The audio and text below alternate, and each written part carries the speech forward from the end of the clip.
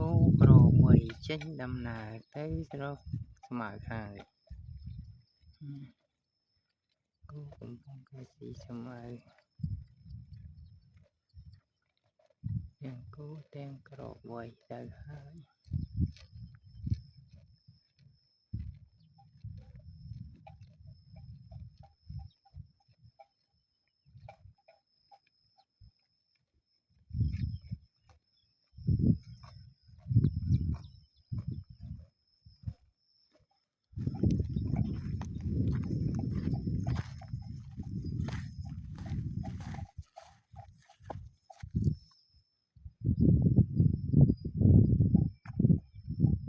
pro mười kampung tesi sama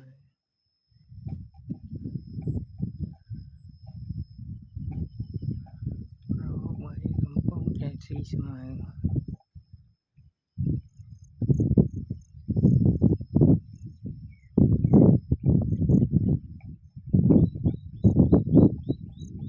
pro mười kampung tesi sama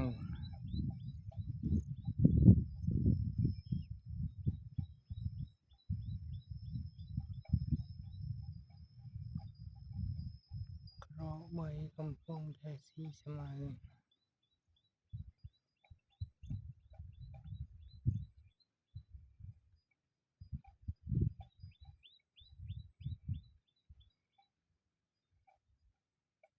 pro mười kampung tesi sama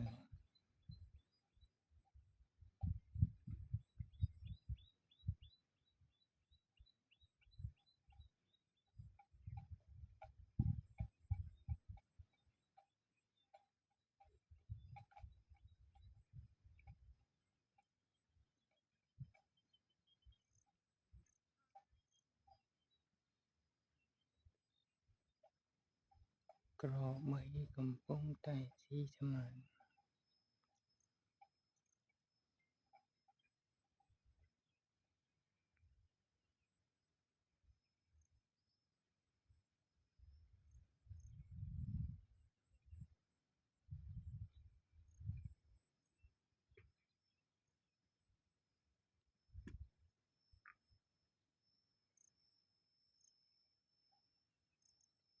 pro